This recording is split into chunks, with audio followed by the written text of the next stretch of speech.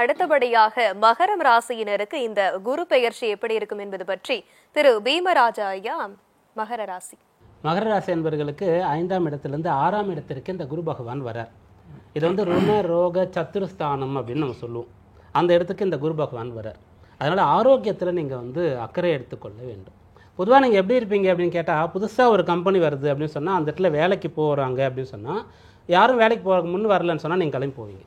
நீங்கள் இருக்கக்கூடிய பகுதியில் வந்து ஒரு இயற்கை சீற்றம் வரப்போகுது, எல்லாருமே கிளம்பி போயிடுங்க, நட போகாமல் நீங்கள் உட்காந்துருப்பீங்க. நீங்கள் என்ன நினைக்கிறீங்களோ அதான் நீங்கள் பண்ணுவீங்க. ரொம்பவும் வல்லமை படைத்த, ரொம்பவும் தைரியசாலியான ஒரு ஆள் நீங்கள். அப்படி இருக்கும்போது உங்கள் ராசியில் குரு பகவான் நீச்சமாயிடுறார். ஆனால் செவ்வாய் உச்சமாகிறார். உத்திராடம், திருவோணம், அவிட்டம் சொல்லக்கூடிய அந்த நட்சத்திரங்கள் வந்து மகர ராசியில் வரக்கூடிய அம்சமானது இருக்கின்றது. அதனால் நீங்கள் என்ன பண்ணணும்னா, 6ல் குரு வரும்போது ஆரோக்கியத்தில் அக்கறை எடுத்துக்கொள்ளணும். அந்த குரு என்னென்ன மாதிரியான பிரச்சனைகள் ஏற்படுத்துவார்னு சொன்னால், எஞ்சான் உடலுக்கு சிரசே பிரதானம். அந்த சிரசில் தலையில் மூளைன்னு சொல்லும்போது ரொம்ப பயப்பட வேண்டாம். நீங்கள் நல்ல ஒரு சிந்தனையோடு இருக்கும்போது எந்த பிரச்சனை இல்லை. அதில் வந்து தப்பாக சிந்திக்கிறதுக்கான ஒரு அம்சம் இருக்கிறது. ஏற்கனவே பிரெயின் சம்பந்தமான பிரச்சனை இருக்கக்கூடியவங்க கொஞ்சம் பார்த்துக்கணும். அதன் பிறகு குரு பகவான் வயிற்று பகுதிக்கு உண்டான கிரகம். அதனால் வயிறு வந்து நீங்கள் சாப்பிடக்கூடிய ஆரோக்கியத்தை, உணவை பொறுத்து தான் ஆரோக்கியத்தை கொடுக்கும். அதனால் வயிறு சம்பந்தமான உபாதைகள், பிரச்சனைகள் வராமல் பார்த்துக்கணும். அதன் பிறகு நம்முடைய உடலில் வந்து தொடைகள் வந்து பலமான பகுதி அப்படின்னு சொல்லக்கூடியது. அதனால தான் துரியோதனன் வந்து அந்த தொடையை வந்து தட்டுவார். அப்படிப்பட்ட அந்த தொடைகளில் வந்து பிரச்சனை வராமல் நீங்கள் பார்த்துக்கணும். எல்லாத்துக்கும் மேலே ராசியில் செவ்வாய் உச்சமாவார், குரு நீச்சமாவார் சொன்னேன் இல்லையா? அது எதுக்காகன்னு சொன்னால், கொழுப்பு சம்பந்தமான பிரச்சனைகளை குரு பகவான் தான் கொடுப்பார். உடலில் கொழுப்பை சேராமல் பார்த்துக்கணும். மனதிலையும் பேச்சிலையும் நடத்தையிலையும் சிந்தனையிலையும் கொழுப்பு இருக்கக்கூடாது. தப்பாக எடுத்துக்கொள்ளக்கூடாது.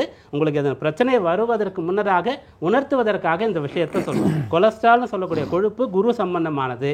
இது சம்பந்தமான வியாதிகள் வருவதற்கு இடம் தரக்கூடாது. இப்படி 6ஆம் இடத்துல குரு வரும்போது ஆரோக்கியத்திற்கு முக்கியத்துவம் தரணும். அதன் பிறகு அதிக கடன் நீங்கள் வாங்கக்கூடாது. முதல்ல சொல்லிட்டு தைரியசாலின்னு சொல்லிட்டு பார்த்துக்கலாம்னு சொல்லிட்டு உங்கள் தகுதிக்கு மீறி கடன் வாங்கிட்டீங்கன்னு சொன்னால் பிரச்சனை வரும். அதன் பிறகு செவ்வாய் ராசியில் உச்சமாவார்னு சொல்லிட்டோம், யாரையும் பகைத்து கொள்ளக்கூடாது. இந்த விஷயங்களை கவனத்தில் நீங்கள் கொள்ளும்போது உங்களுடைய இந்த ஓராண்டு காலம் குரு பகவான் 6ஆம் இடத்திலிருந்து பெரிய பிரச்சனை ஏதும் தராமல் உங்களுக்கு பலன் தருவார். வழிபாடு என்ன அப்படின்னு பார்க்கும்போது, முடியும் போதெல்லாம் திருப்பதிக்கு போயிட்டு வாங்க. டெய்லி வீட்டில் காலையில் எழுந்தவொடனே திருப்பதி பெருமாளை பிரார்த்தனை பண்ணிவிட்டு உங்கள் நாளை தொடங்குங்க. நல்ல பலன் உண்டாகும். மிக்க நன்றி ஐயா. திரு சுபாஷ் பாலகிருஷ்ணன், மகரம். மகர ராசி 2025 குரு பயிற்சி பலன்கள். மகரம் வந்து இந்த காலகட்டத்தில் ரொம்ப உச்சத்தில் இருக்கக்கூடிய ஒரு ராசின்னு சொல்லலாம். கடந்த 7.5 வருஷமாக வந்து சனி பகவானுடைய தாக்கத்தில் கம்ப்ளீட்டாக டேமேஜ் ஆன ஒரு ராசி வந்து மகரம் தான். அதாவது கதறக்கூடிய அளவில், அதாவது எல்லாம் நிறைய இழப்புகள், அதெல்லாம் தாண்டி மகரத்துக்கு ஒரு வைராக்கியம் உண்டு. எவ்வளோ பிரச்சனைகள் வந்தாலும், எவ்வளோ அடித்தாலும் தாங்குறான்டா, இவன் ரொம்ப நல்லவன்டா அப்படின்னா அது மகரம் தான். அந்த மகர ராசிக்கு ஃபஸ்ட்டு வந்து இப்போது 3க்கும் 12க்கும் உடைய கிரகம் வந்து 6ல் மறைவது என்பது ஒரு வகையில் நல்ல விஷயம். ரெண்டாவது, சனி பகவான் வந்து 7.5 சனி விடுபட்டு போய் 2ல் ராகுவும் 8ல் கேதுவும் வரக்கூடிய இந்த நேரகட்டங்களில் உடல் ஆரோக்கியத்தில் கண்டிப்பாக மிகப்பெரிய அளவில் சர்ஜிக்கல் இன்டர்வென்ஷன் தேவைப்படலாம். அப்போ மகர ராசிக்கு அந்த ஒரு விஷயம் மட்டும்தான் கவனமாக பார்த்துக்கணும். உடனே ஏதாவது உடல் ரீதியான பிரச்சனைகளுக்கு மருத்துவரை அணுகி உடனே அதை பார்த்துக்கிறோங்க அப்படிங்கிறது ரொம்ப அவசியம். அதை தவிர எடுத்தோம்னா எல்லாமே பாசிட்டிவ் தான். இப்போ நீங்கள் வந்து வேலை எடுத்தாலும் சரி, திருமணம் எடுத்தாலும் சரி, இல்லை பணம் விஷயம் எடுத்தாலும் சரி, குழந்தைகள் எடுத்தாலும் சரி, எல்லா விஷயத்துலையுமே ரொம்ப நல்லா ஒரு பீரியடில் தான் மகர ராசி நண்பர்கள் இருக்காங்க. அது இன்னும் ரொம்ப முக்கியமானது என்னென்னா, இப்போ தான் சனி பகவான் விட்டுட்டு போயிருக்கார். ஒரு ரிலீஃப் ஏற்படக்கூடிய இந்த நேரத்திலேயே வந்து ராசிக்கு 3, 6, 11 சனி வந்தாலும் யோகம்னு சொல்கிறோம். அப்போ ராசிக்கு 3ஆம் இடத்துல போய் ராசி நாதனே போய் உட்கார்றாரு. அப்போது தொட்டது துலங்கும் அப்படிங்கிற அளவில் மகர ராசி என்பவர்களுக்கு இனிமேலும் வாழ்க்கை இருக்கா அப்படிங்கிற நம்பிக்கை பல பேருக்கு போயிருக்கிற இந்த சூழ்நிலையில், வாழ்க்கை இருக்குது நண்பா முன்னேறி வா அப்படிங்கிற அளவுக்கு மகரத்துக்கு வந்து யோகமான ஒரு காலகட்டத்தில் நுழையிறாங்க. இதுக்கு முன்னாடி வாழ்க்கையில் சில பேர் சாதிச்சிருப்பாங்க, சில உயரங்களை எட்டியிருப்பாங்க. அதற்கும் தாண்டிய சில சாதனைகளையும் சகாப்தங்களையும் படைக்கக்கூடிய அளவில் மகரத்தில் இருக்கக்கூடிய அன்பர்களுக்கு இந்த ஆண்டு இந்த குரு பயிற்சியெல்லாம் வந்து சாதகமாக இருக்குது. இந்த நேரத்தில் வந்து இந்த எக்ஸ்போர்ட்ஸ் இம்போர்ட்ஸ் சம்மந்தப்பட்ட பரிவர்த்தனைகள், அதே மாதிரி வந்து இப்போ வந்து நான் ஒரு பிஸ்னஸ் பண்ணுறேன், அந்த பிஸ்னஸ் நான் வந்து எக்ஸ்பேண்ட் பண்ண போகிறேன் வேறு பிரான்ச்சஸ்க்கு, அது மாதிரி இருக்கக்கூடியது.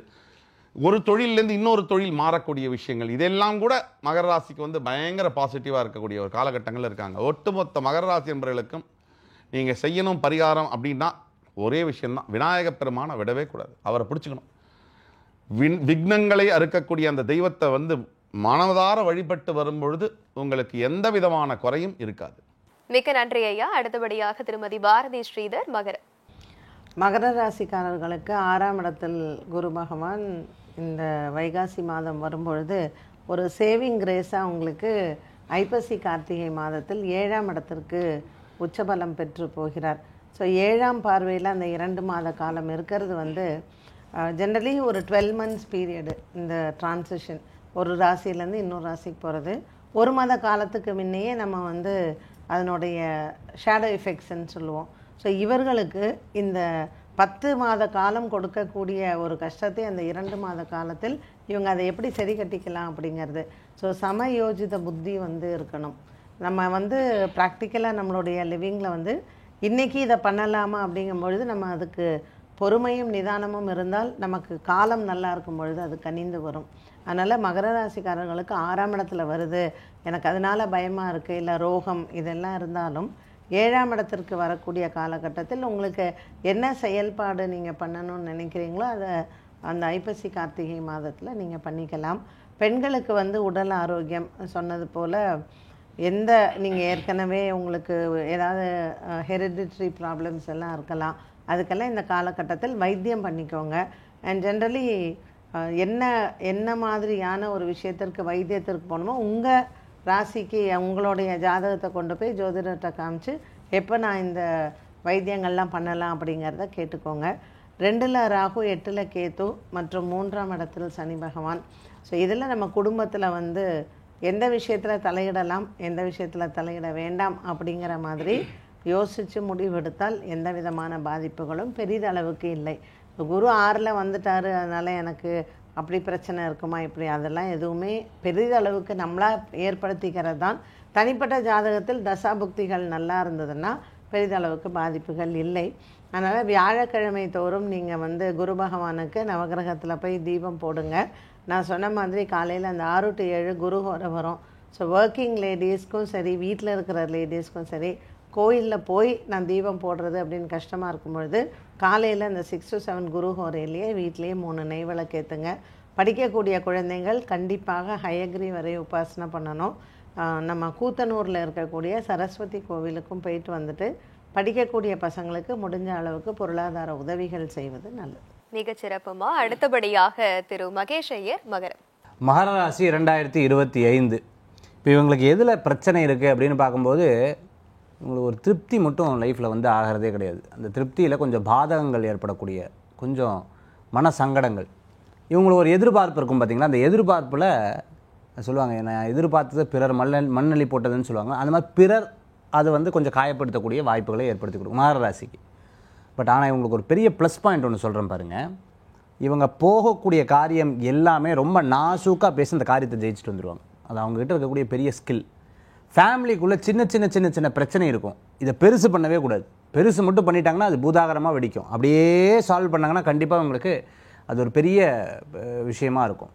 வேலை போகிற ஸ்பீடுக்கு இவங்களும் போகணும். போனாங்கன்னா நிறையா பண வரவுகள் வரத்துக்குண்டான வாய்ப்புகள் கண்டிப்பாக இருக்கும். மகர ராசி என்பவர்களுக்கு எழுதி வச்சுக்கோங்க, இந்த ஒரு வருஷத்துக்கு கூட கண்டிப்பாக வேலை தொடக்கம், வேலை மாற்றம், இல்லை வேலையில் முன்னேற்றம், இல்லைன்னா சொந்த தொழில் தொடங்கிறதுக்குண்டான வாய்ப்பு கண்டிப்பாக உங்களுக்கு கிடைக்கும். நிறையா பிரச்சனைகள்லேருந்து கொஞ்சம் விடுபடுவதுக்குண்டான வாய்ப்புகள் உங்களுக்கு இருந்துன்னு இருக்கும். அஸ்ட்ராலஜிக்கல் ரீதியாக இந்த உடம்பில் இருக்கக்கூடிய பிரச்சனைகள், சின்ன சின்ன பிரச்சனைகள் அதிகரிக்கக்கூடிய வாய்ப்புகள் வந்து அவர்களுக்கு இருக்குது. ஒபிசிட்டி சம்மந்தமான பிரச்சனை இருந்துட்டு இருக்கும், வயிறு சம்மந்தமான ப்ராப்ளம், இதெல்லாம் இவங்க ஃபேஸ் பண்ணக்கூடிய சூழ்நிலைகள் இருக்கும். முந்தையெல்லாம் யாராவது ஏதாவது ஒன்று பொய் சொல்லிட்டாலோ, யாராவது உங்களை ஏமாற்றிட்டாலோ, பின்னாடி யாராவது பேசினாங்களோ ரொம்ப வருத்தப்படுவீங்க, ரொம்ப வேதனைப்படுவீங்க. ஐயோ இப்படி பேசிட்டாங்களே, அப்படி பேசிட்டாங்களே, என்ன போய் இப்படி பேசலாமா, நான் என்ன தப்பு பண்ணேன் அப்படின்னு நியாயமெல்லாம் கேட்பாங்க. இப்போ அப்படி இல்லை, பேச தான் செய்வான், அவங்களுக்கு வாய் இருக்குது, பேச தானே செய்வாங்க. இவங்க பார்த்து பார்த்து அனுபவப்பட்டிருக்கங்காட்டி இது ஒரு பெரிய விஷயமா இருக்கும். ரெண்டாவது 7.5 சனி போயிடுத்துமா. இந்த 7.5 சனி போனதே உங்களுக்கு ஒரு பெரிய ரிலீஃபாக இருந்துன்னு இருக்கும். இதுக்கு மேலே குரு பகவான் வந்து 6ஆம் இடத்துல இருக்கங்காட்டி வேலை வாய்ப்பு யாராவது இல்லை, எனக்கு வேலை சரியில்லை, எனக்கு கடன் கிடைக்கல, எனக்கு அந்த பிரச்சனை இந்த பிரச்சனைன்னு சொன்னால் கோச்சாரத்துலேயோ குருனாலேயோ எந்த ப்ராப்ளமும் கிடையாது, உங்களுடைய முயற்சியில் தான் இருக்கக்கூடிய பிரச்சனைன்னு சொல்லலாம். இந்த காலகட்டத்தில் வணங்கக்கூடிய தெய்வம் கோபூஜை வழிபாடு பண்ணுறது ரொம்பவுமே சிறப்பான பலன்களை கொடுக்கக்கூடியதாக இருக்கும் மகர ராசி நண்பர்களுக்கு. மிகச்சிறப்பு ஐயா.